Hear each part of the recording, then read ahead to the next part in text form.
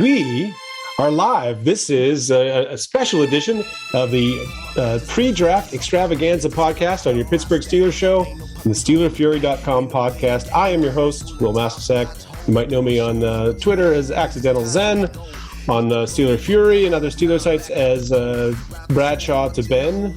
Although I might have to change my moniker now to Bradshaw to bitch. Yeah. No, it doesn't have the same ring, does it? No, most definitely not.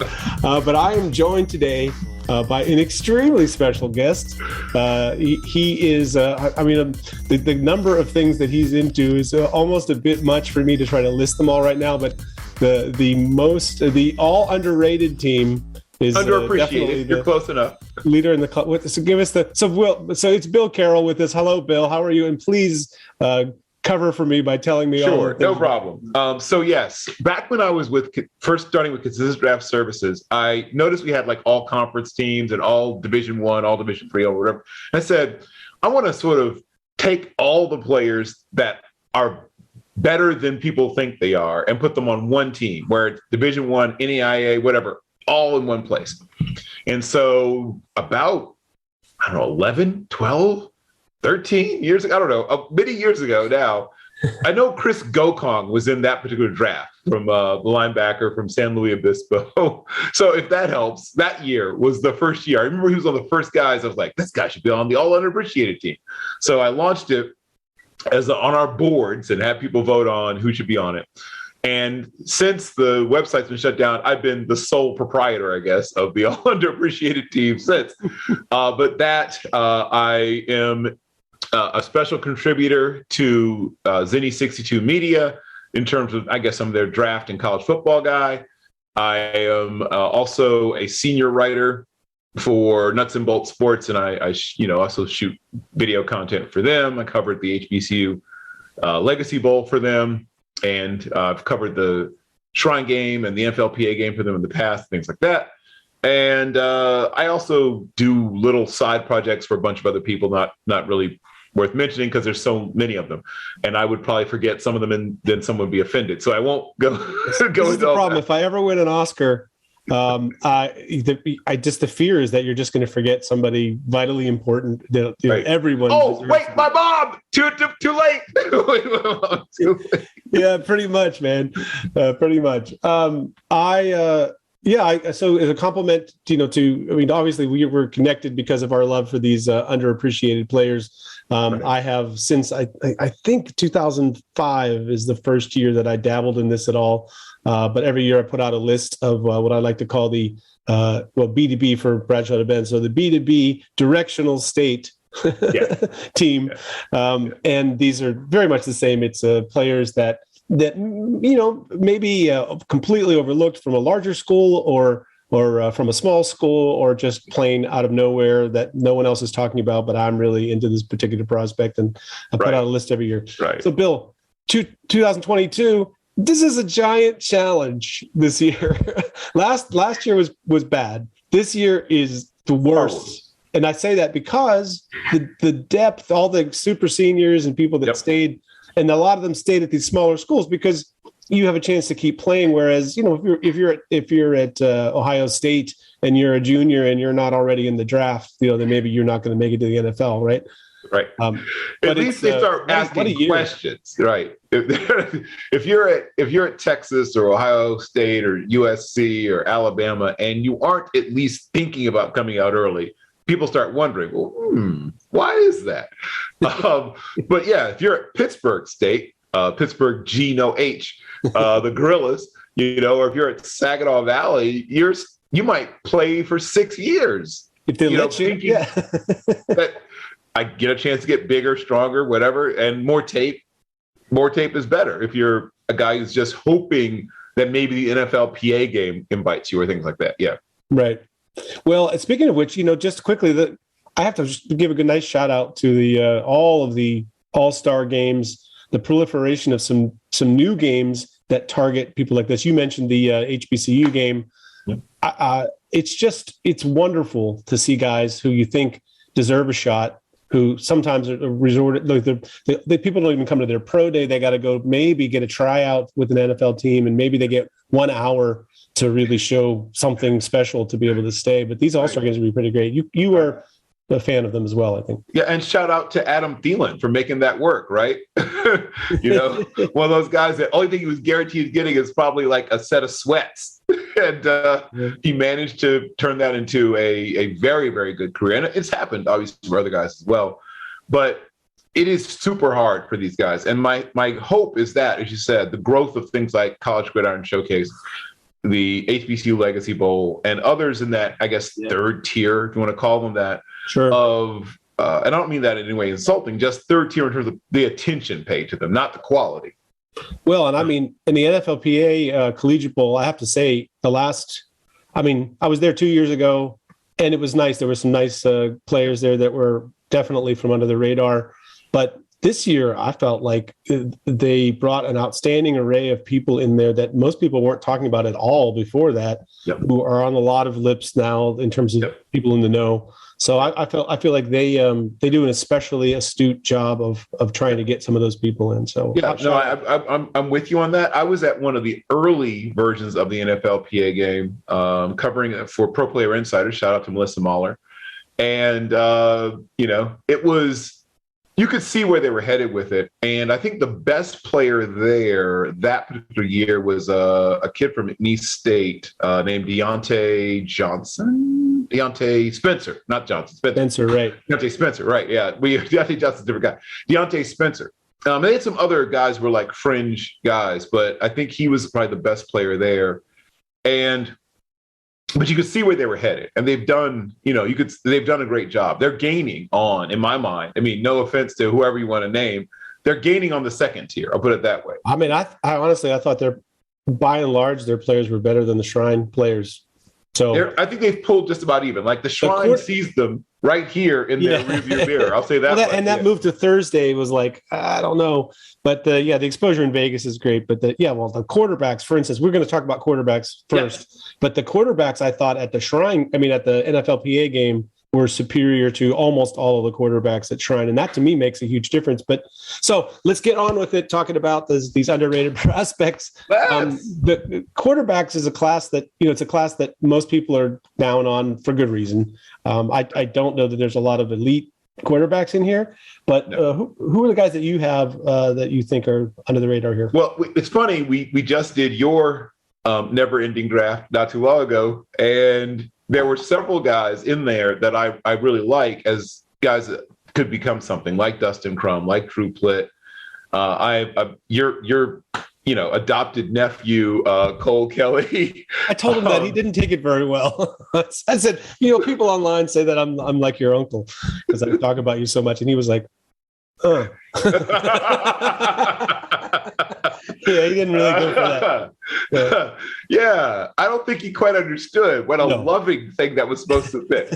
But yes, he is. I mean, we talked. Both of us have talked about Akil Glass before, and for a guy who is an extra year guy, he's still not quite 23. He's 22 and 9 months or something like that. So this is Akil Glass you're talking about, yeah? Yeah, Akil Glass is, despite being an extra year guy, like some of these guys, is not 25 or 24. Right. He's almost 23. So he's one of the older guys in the class.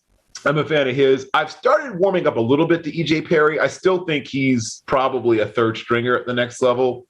But a lot of the things that make a guy like he's not quite the passer that a guy like Heineke is, but he's got some of the similar qualities that some he has the moxie of Heineke. Well, right, and he's even better athlete. Like he's a really good athlete. Like he's a guy that some team might even take just with the back of their mind, thinking, well, if he doesn't work here, maybe we try him at position X.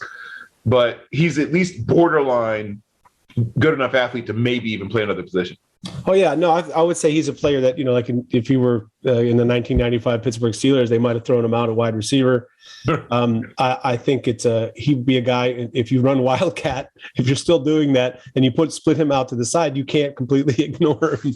Right. I think he's a really, really good athlete. A guy that well, before we get to the less obvious, but Drew Plitt was a guy that you mentioned just a minute ago. He's one of those guys, the mistakes are pretty even with the number of wow plays, but that's because he has a lot of both. Yep. And, he has good size. He's somebody that, I feel like he's a little lost in the shuffle in a draft year. Yep. Because he's from a, mid-major and all that business. But I feel like that he would have a shot. He has to have the right landing spot and the right coaching to say to him, hey, look, man, we appreciate the stuff you're really good at. And I like Mike Tomlin always says, rather have a guy that you have to say, whoa, than a guy you have to say, giddy up. Yep. And if you're a team like the Texans and you're not going anywhere anytime soon, and you are stockpiling a bunch of young players and you just want to kind of see what we can be in 3 years, he's the kind of guy that makes sense to either, if you don't draft him late, at least bring it as a priority and draft a free agent and say, let's see what you have, because they have essentially 2 years for free, or they should, right? I mean, they're almost an expansion team to some extent at this point. And I would just be stockpiling as many young, good players or potentially good young players as I could, and just giving them time to grow, basically, and seeing what we have in 2 years. Yeah. Akil Glass, who you also mentioned, the thing I like about him is just he's just prototypical. Like that thing is people apparently are saying that the NFL doesn't care anymore about prototypical size for a quarterback. No, they do. Yeah, but I feel like you still have to have somebody that physically has the stature to be able to stand in the pocket and get hit. And that game is ultimately going to come down to that at some point. Yeah. Very difficult to just, evade all the pressure and all the hits. So, this is something that's really in his favor. Yeah. And the fact that he's young, maybe somebody take a chance with him. Right. He's younger, one of the younger, older guys, right? Well, in this quarterback draft, there's not too many younger quarterbacks in this draft. Oh, it's an older class. Yes. I mean, it's an older class at a bunch of positions, but yeah, the quarterbacks, I think the average age of the quarterbacks in this class is 23 years, 2 months, something like that. Yeah. So yes. So he's actually younger. In a normal year, he'd be one of the older quarterbacks. Right. But this year, he's actually one of the younger quarterbacks because there's a couple of guys who are already 24 in this class. Several guys who are going to be 24 very soon. And very few guys who are either 21. I don't know. I think there's only maybe one or two 21-year-olds, and they are almost 22. And then he's one of a handful of 22-year-olds, but a bunch of 23 and 24s. And then there's guys who were sort of, maybe they're not quarterbacks, or maybe they're somethings, but they played quarterback, but maybe there's something else. There's a handful of those guys, like there is every year. And Stone Smart. There you go. There's a guy. I'll pull a name for you. Yep. Yeah. And even D'Eriq King is a guy that people are sort of wondering what they're going to do with him at the next level. I think that those that are hoping, he can become like an Antoine Randall L, or he's not quite that level of athlete. Like Antoine L was a state champion, or no, they lost in state. Take it back. They lost in state finals in basketball. He's a good enough basketball player that Big Ten schools were all over him for basketball.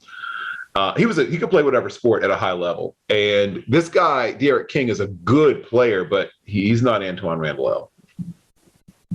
Yeah, just quickly, I want to move on from the quarterbacks as we can talk every position all day long, of course. But there's two guys that, one getting a lot of late buzz.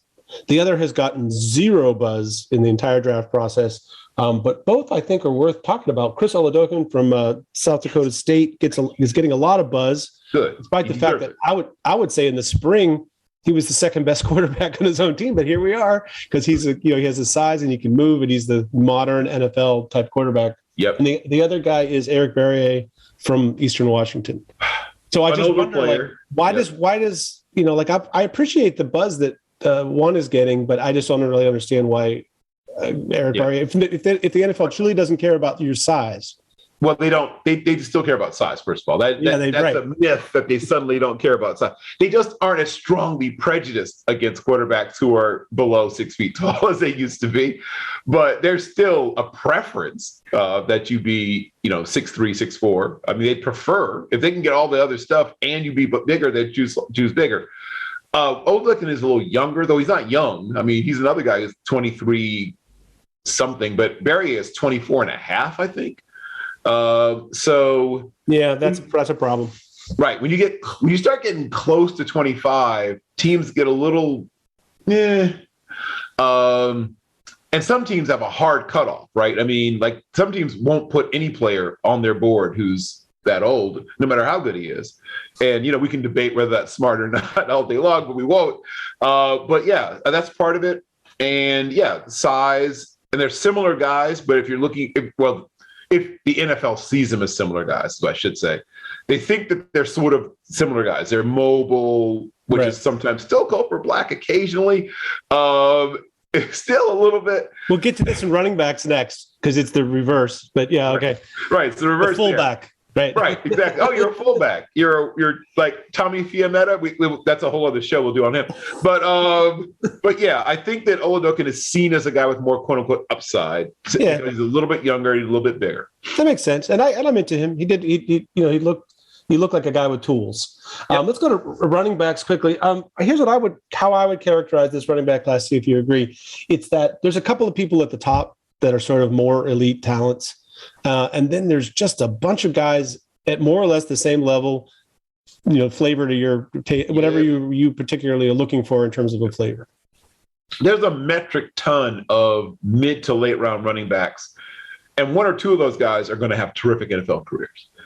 And if you hit on the right one, like Rashad White or Pierre Strong or whatever, if you hit on the right one and you are in the right situation, you're going to look like a genius, right? I mean, a guy like Charles Chuck Wagon Williams is going to be an undrafted free agent, and I wouldn't be shocked at all if he has a very solid 6 to 8 year NFL career as part of somebody's running back committee system. Yeah, he's from UNLV, and yep. He just looks like an NFL player. Like sometimes you watch games, regardless of the level of the school, and you just see a guy, and you're like, that guy looks like an NFL guy. Yep. Ronnie Rivers, right? Another guy that might be an undrafted free agent, but he's going to make a team, I promise you. And I don't know how many touches he'll get. I mean, situation's everything with running, just like a bunch of other positions, but it's everything. Like if the team believes in you or the right people get hurt, like Boston Scott never becomes Boston Scott, if not for a rash of injuries. Right. And now people are recognizing what I've been saying about him since he was in college, at Louisiana Tech. Like, this guy's really good. And I don't want to compare people to Darren Sproles just because they're short, or even Maurice Jones-Drew just because they're short. But he's one of those guys that is explosive, despite his size, stronger than you think. He breaks tackles, catches the ball. And there's guys like that in this draft, right? Who are, but this guy's not even undersized. I just think he's really good. Like Julius Chestnut. Mm-hmm. From Sacred Heart. Sacred Heart. I'm a huge fan of his. He's actually got good size. 5'10" and change, 228 pounds, can run. Got good hands. He can block a little bit. I mean, he's never been asked to do a lot of stuff, and he's not doing like scan protection like some of the guys are, where he's having to read and pick up who the dangerous guy is. He's not doing all that. But listen, here's the ball, dude. Run. That's mostly what's happening. But the few times he stayed in the block, he looked like he knew what he was doing a little bit. And I think he would learn the rest. Yeah, which will get you on the field in the NFL. I mean, that's the thing. If you're coming in as the sort of hyped guy, you really got to be able to play special teams and pass protect. If you can't do those two things, you might not even get a hat. So let alone get on the field. Yep. So how about here's what I would say. I'll go with the cream first. Pierre Strong to me is this year's Elijah Hamilton. He's the guy that. Mitchell. Not Hamilton. Elijah Mitchell. Elijah Mitchell. Yeah, sorry, mixing up. No. At this point, I almost I got Drew Samia and Drew Dahlman mixed up on my Vikings thing I did just before. So while I was supposed to be on with you originally, I was actually taping something for myself for the NFC North review I'm doing regarding the draft. Right. But so two guards named Drew, which is a mistake by itself. Like, please, someone name your child something different. But I was there are like 5 Xaviers in this class. I'm just saying. So I accused, and I apologize to Drew Samia. I accused him of going to Stanford. Of course, he went to Oklahoma, the Stanford of the Southwest. But yes. So players are starting to run together in my mind as well at this point. So Pierre Strong, this is to me this year's Elijah Mitchell. Yep. he's a different kind of runner than Mitchell is. Mitchell was a guy that was very good at finding the hole and that one cut and go. Whereas Pierre Strong is kind of maybe more of an old school back, where he's gonna hit the hole the way he's supposed to hit it, and if it's blocked there, he's gonna. If it's not there, he'll make it. He'll make a hole. Yes, right. Or he's gonna run over a guy or whatever. Like for his size, I think he's got a lot of power. Yep. Speed obviously is the thing that is going to get him attention, deservedly so. And he's a useful receiver. He's not a guy that's running like Ty Chandler. He's not a guy who's lining up at wide receiver and running routes. Nope. But he's definitely useful in that game. I like him. That's what makes Rachaad White and Ty Chandler so enticing to some of these teams that might take those guys even in the top 100, but more likely like 104 to 120. I think it's where those guys go off the board. And I wouldn't be surprised if they outproduce some of the guys that go ahead of them. But yes, I'm a huge fan of all the guys you just mentioned. I think Ty Chandler is, once again, situation. Mm-hmm. If he goes to the right situation, I mean, he could become like Fast Willie Parker with better hands, right? Yeah. I mean, there's a place for guys like him in the NFL. Yeah.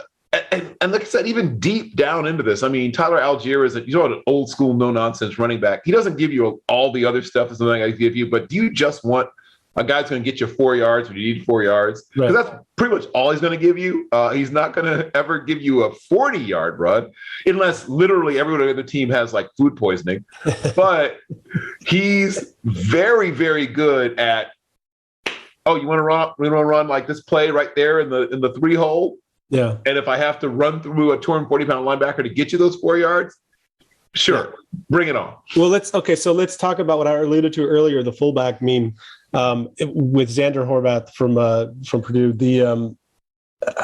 Here's the thing: I really like Tyler Algier just for all the reasons you just described. But people will refer to him as athletic, maybe not the top end speed, but an athletic running back. He used to be a linebacker, and he's athletic. Yeah, Xander Horvath is roughly the same size, essentially outperformed in all the testing. He did it outdoors in the cold in sub-freezing temperatures. Yep. And you watch his tape, it's like they don't really use him enough. Like I feel like that was they didn't know what they had. Yeah, and I feel like he's a guy that has an excellent chance to be a better NFL player. He's also no nonsense runner, but he has some moves in the feet, some agility in the open field, and he's got a chance to run guys over. They're a little bit intimidated by trying to tackle him once he gets moving. Right. I like that. The Brian Leonard perplex, right? I kept hoping he'd be in a situation where a team would use him like in that super back role, where those teams they're one back where you have to be a little bit of everything. Unfortunately, that wasn't his situation. And so, and finding him the right situation in the NFL is somewhat dicey because teams don't know what to do with certain players. But if he went to a team that did see him for what he could be and allowed him, I mean, the perfect landing spot's a team like the Ravens, or the 49ers, right? Yeah, no, that's exactly what I was just looking up to see the size of Gus Edwards. Yeah, I mean, teams that don't mind that you are a team that other teams would consider a fullback, and they'll give you enough carries for you to show things and throw you the ball even, right? For you to show things that other teams who would be telling you instead to go shorten your spine by slamming into, linebackers and D tackles all day long. And it's just a terrible waste of some of these guys' talents. So, yes, I'm hoping that he gets a chance to not just be a neck roll guy. Yes. Yeah. And we don't have time to go through them all, but Isaiah Pacheco was just a guy I wanted to shout out for a second because another guy that has some speed. He just has a very unique style that some would call almost unusual. That's probably going to make it, look a little bit hard for him to find a team. He's a guy that I would just find ways to get him in space. If you get him out on the corner, out on the edge, and he's good enough to make the first guy miss.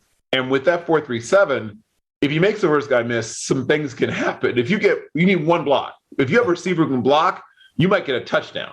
You just got to get him out on the edge. He doesn't have the world's greatest vision, but his running style is hunt and peck, if you know what I mean. I guess is the term I would use. He's a hunt and peck runner. Mm-hmm. He wants he wants big plays maybe a little more than he should. So that's probably part of it as well. But he knows how fast he is. Like that's part of it also. So if you see him for once again what he is, he's part of your committee.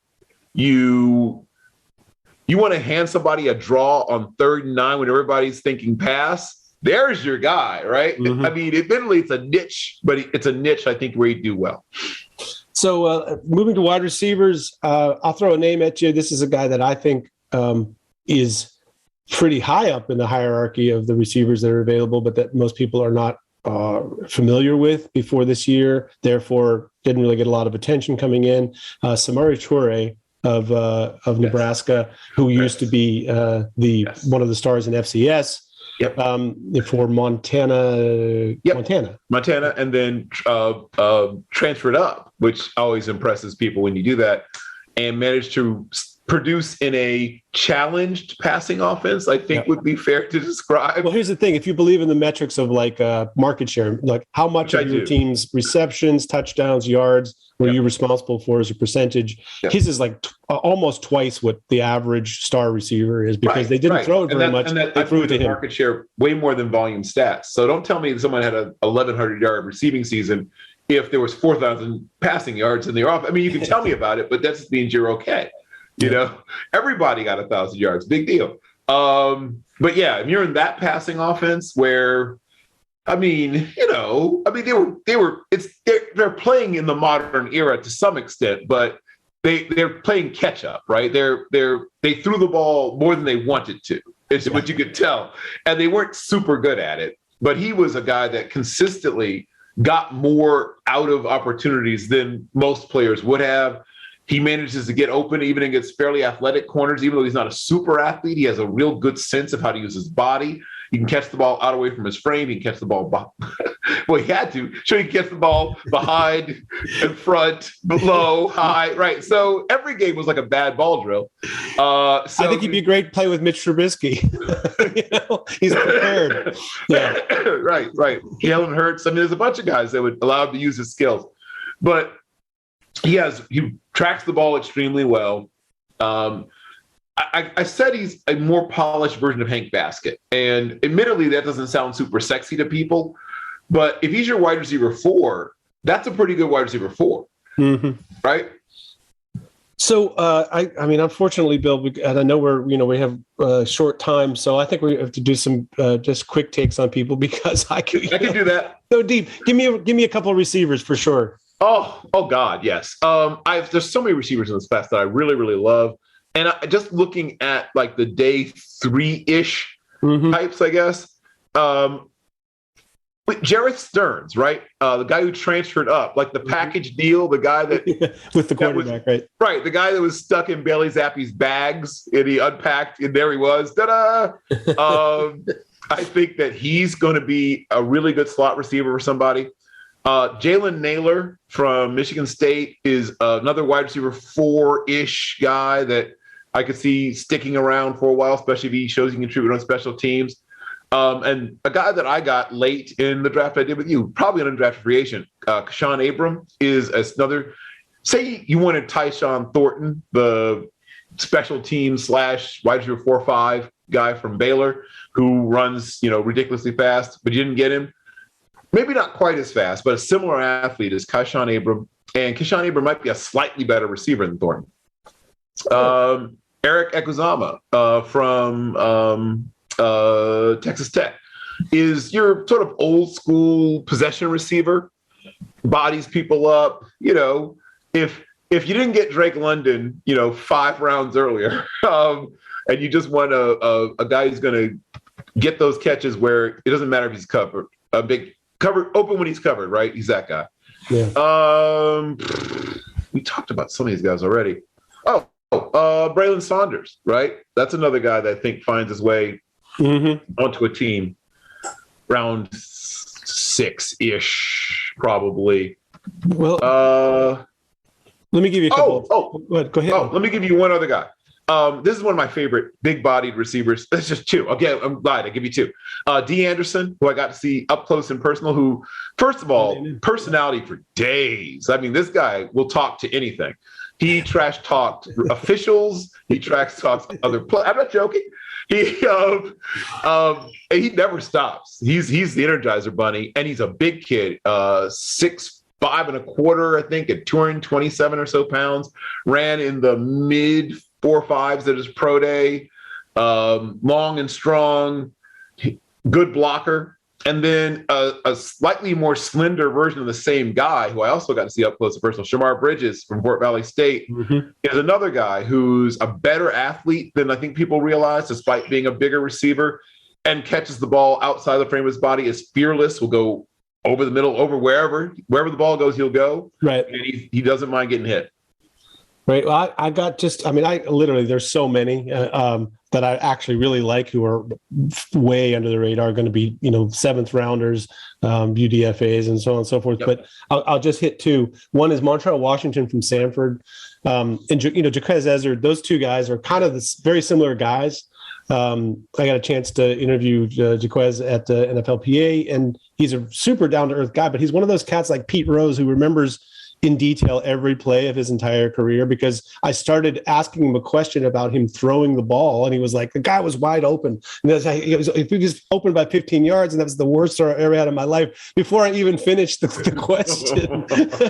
So, but I feel like those two guys, Montreal Washington and Ezzard, are guys that are just like gamers, man. They're if you need a first down, you need a touchdown to win, you need a return, whatever it is that you need.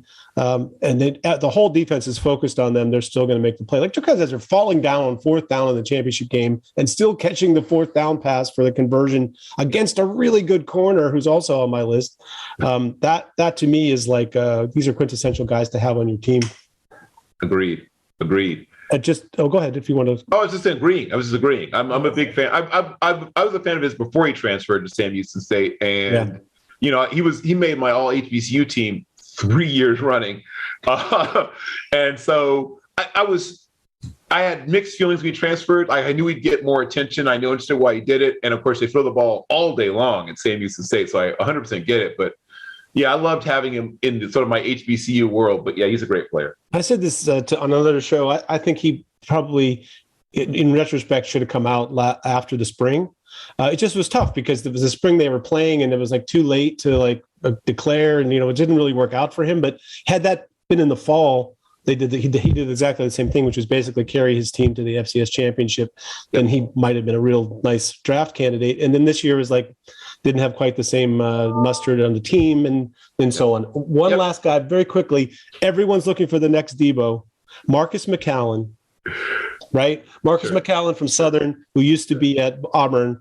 Yep. There's a dude that if you want a highlight reel that's fun to watch, he's a Debo Samuels type. He could be a running back out there. Yep. But, he actually plays the position very, very well. But when he gets the ball, he is not just running over guys. The guys are coming at him full speed. They hit him in like a one of those mountain goats. Yeah, like the bighorn sheep. Hit each other, and the other guy just goes down, and then he keeps going forward. He's an amazing physical runner with he runs like a 230 pounder. Yes. Which he basically is. He's 219, for a wide receiver. He's the size of a running back. Really. He's bigger than many of the running backs in this class. So I just find that if you're into that thing where you want to have a wide receiver that you can also line up on some downs and give him the football, he seems like a great candidate for that. Oh, agreed. Big fan of his as well. Let's talk a little bit about offensive line. I don't want to leave those guys out. Yep. Tell me, I don't know, like I said, a couple of names we're never going to. Some of my crushes, Jason Poe, who I got a chance to get to know a little bit from Mercer. Right. Yep. Terrific athlete, a guy that is just scratching the surface of what I think he can be. And when he gets into a weight and conditioning program at the NFL level, I think he's going to put on another 8 to 12 pounds of pure muscle. And he won't lose anything. He's got room on his frame. But he's already a terrific athlete. And I think he wants to be great. He's working on the fine points of the game. He's going to, specialists, guys that will help him with the, technique stuff that he maybe didn't pick up. Because, in college, you've got only so many hours of practice and you've got more than one guy to work with. You can't spend all your time developing everything about your best offensive lineman. Anyway, I'm worried about this guy, who I'm not sure should even be starting. this guy's my best player. I'm not worried about him so much. So Jason is going to benefit from that. Cole, the word is already out on Cole Strange. I was big on him earlier, and then everybody started talking about, okay, well, then now I don't have to talk about him anymore because everybody else has adopted him. But it was fun while it lasted. Okay, another center that I really like is Cole Bentley from Louisville. I actually think that he's a bit underrated. In fact, I got him in your draft that we just had. Drafted team of 480 picks to fill out 20 rosters with just this year's draft picks. Yeah, that's quite an ordeal. But I liked him a lot, and I think that he has enough of everything you need, especially if you're a zone blocking team. I think he's a really good fit for a zone blocking team at center. I think that William Dunkel, the guard from San Diego State University, is a guy that's going to end up having a very nice NFL career. I think he's got the stuff, whatever term you want to use, because I think he'll work for it. First of all, he's one of those guys you don't worry at all about his work ethic or his, how. I think he's another guy that will, whatever you ask him to do, he'll do it. And you have space on your team somewhere for guys like him. And another guy that I think will settle in somewhere at an NFL percentage is Doug Kramer from Illinois. Another one of those old school tough guy. Good enough. He's a nice game day backup at center guard, because he can play both positions. Correct. He can play both positions. Mm-hmm. If you throw him out there to start at one of those positions, you don't get all queasy. He's not going to get destroyed. He's going to give good effort. And he's not a stud. He's not a killer, but there's a place for guys like him. And like I said, I think he'll go out there and be better than many people realize. And Blaze Andrews isn't exactly under the radar. No, he is. I would say he is, yeah. Okay, well, he's maybe a little bit under the radar, but I think he's better than people think, and I think he's going to have an 8 to 10 year NFL career. Yeah, he's like a round later than he should be guy. Exactly, which counts. Right, somebody might get him in the 5th, and he has no business, in my mind, in the 5th or 6th. Yeah, I'll throw one quick interior guy. Marcus McKeithen from North Carolina is a guy that there's a couple of North Carolina offensive linemen that are going to go late, around later. Right, there's a few of those. Yeah, I just feel like there's a guy that has a lot of power. Perfect. It's also system. Some guys are looking at the guys and they think, well, they don't fit the zone blocking system, so I'm not going to downgrade them. Or they don't fit a power system, so I'm going to downgrade them. But he's a guy, McKeithen, I think could work. To that end, talking about tackles or guys that maybe a tackle guard tweener. Ja'Tyre Carter, is it Ja'Tyre? Yeah, Ja'Tyre Carter, right. Ja'Tyre Carter. I think a lot of teams see him as a guard, but I think he could do both. I agree with you. I felt like his tape at tackle was pretty freaking good. So it's hard for me to believe that you'd have to move that guy, but because of his power base, I think that's what makes people think he's a guard because he can just blow through people or whatever. I think that's pretty good. Another tackle I really like. It's amazing to me. 2 of the best players in the draft are from the worst team in FBS football at UConn. Ryan Vandemark is a guy that I think is a starting left tackle someday in the NFL. Yep. Why are people not talking about him? I played on a bad team. I think you said it, and he didn't get a chance like Travis Jones did to show people just how good he is. If he'd gotten to the Senior Bowl, I think he would have gotten a lot of the same sort of that we have with Travis Jones, who was always the same player, and you just finally realized that when you saw him in Mobile. So the thing you like about Vandemark, once again, he's very athletic. He's got great feet. He can afford to get stronger, and once again, I think he will get stronger. I think he can put on another 12 pounds easily. But yeah, his sets are solid, like they're at the right depth. He's got bend. In fact, he bends better than a lot of the guys that people have in the top 50. Yeah. Right. I think he's probably amongst the 2 or 3 most flexible of the guys at the position. And that matters, especially when, here comes Von Miller, right? If you can't bend, I don't care what else you can do. No offense to Daniel Falele, but he's going to have a world of trouble with guys like that, right? Yeah. If you've got Falele above Vandemark, other than him being a giant, I don't know why. I mean, I guess that's why. I guess the giant isn't, but I think if you're a power run team, he's just erasing a couple of guys. Well, that's where it makes sense, right? It makes sense. If you're a team, if you're once again the Ravens, you can bring up the Ravens, but if you're the Ravens or somebody like that, yeah, it makes sense. Steelers actually right now, right, or Tennessee, right? He makes sense for a few teams, but most teams are 60% throw nowadays. Yeah. So and throw on the move, even worse. That's right. Like they're moving the quarterback around, which is he's not your guy for that. No, he's not.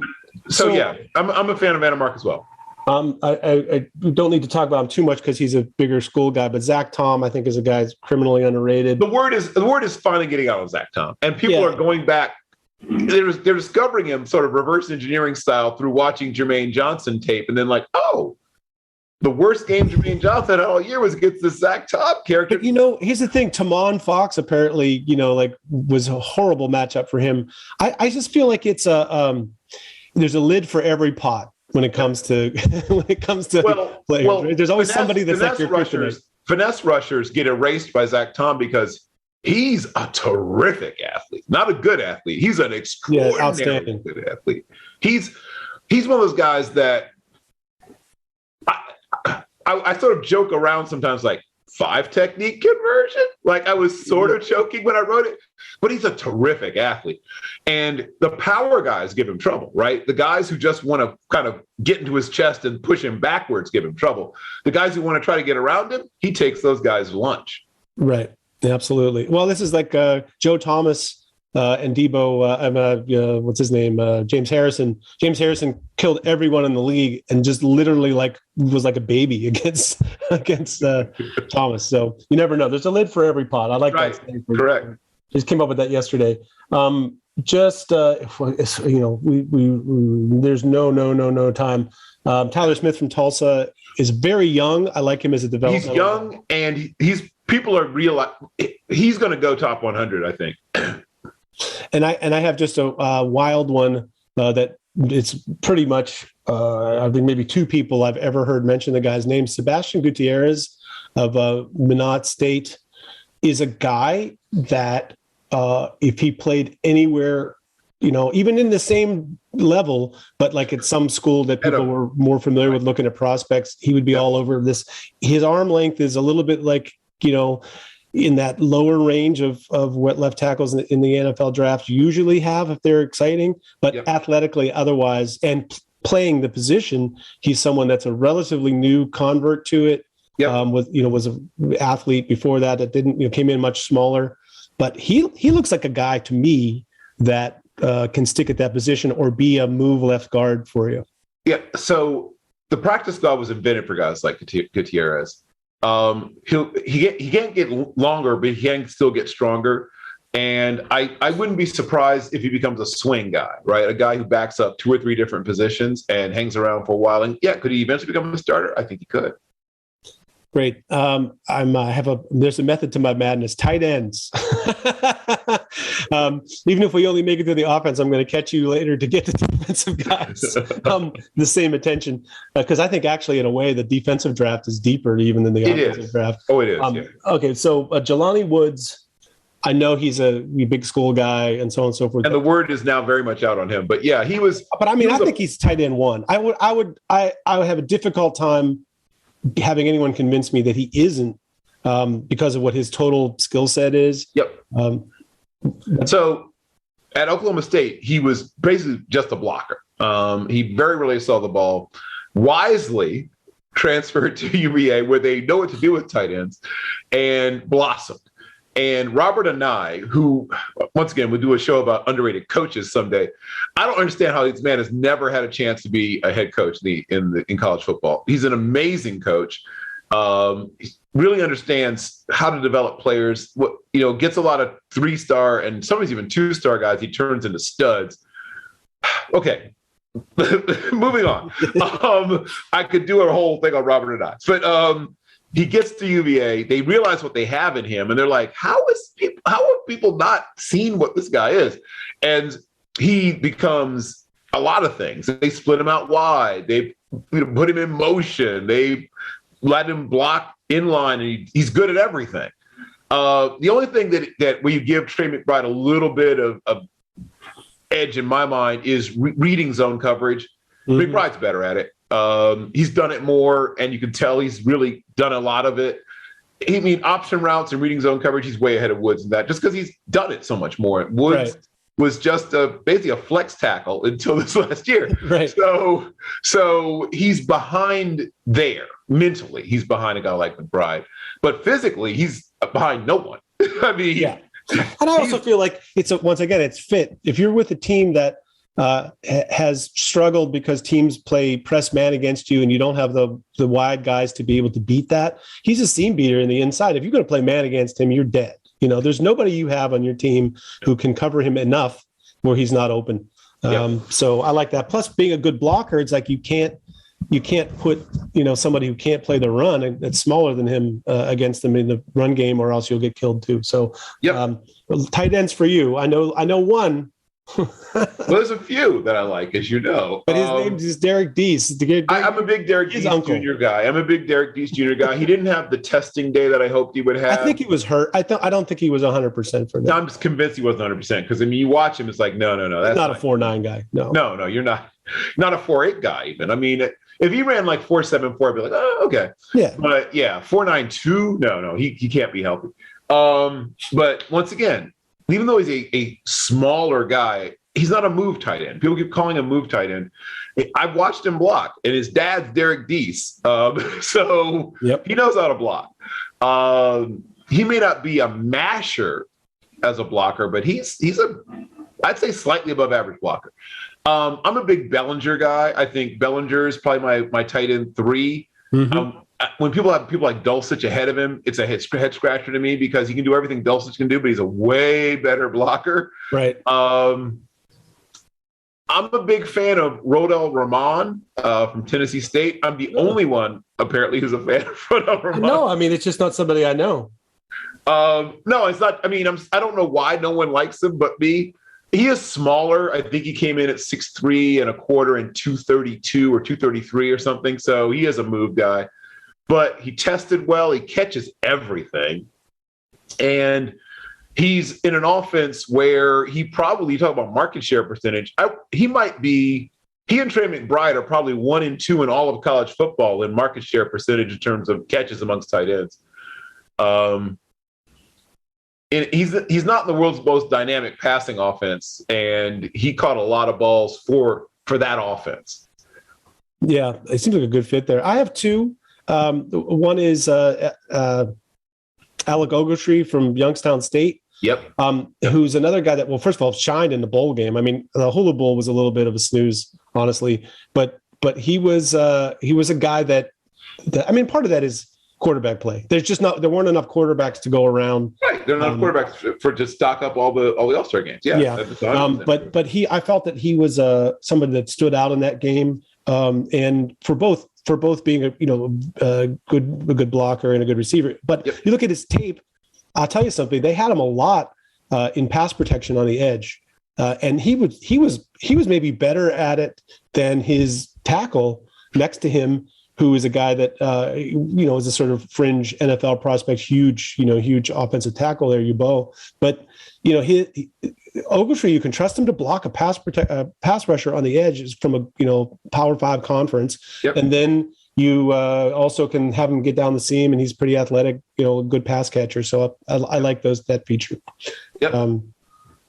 Zaire Mitchell Payton is another guy that I feel is, he was at the NFLPA game, but there's almost no buzz about him at all. He's a transfer in from Notre Dame College, not the one in Indiana, the one in Ohio.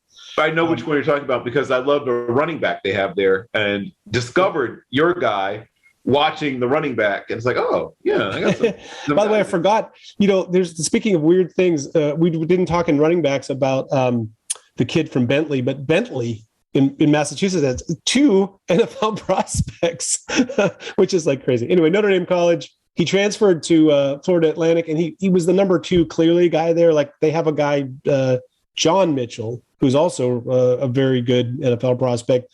But here's the thing about Mitchell Payton. He I think was a really dedicated blocker. Like he came in as the number 2. I don't think that was his role at Notre Dame College, the blocking tight end, but he embraced that role. At NFLPA week, he was the first player from either squad out before practice. So he's the first guy on the field. He was often, not just on the field, but he was doing drills, and he was catching the ball for the kickers that came out early. And he just basically one of those cats that I think likes football, works very hard at it, but a great receiver up the seam, a good target. He's tall, has good size. I just felt like there's a cat you get that pro day numbers on him, because I didn't. Yeah, absolutely. They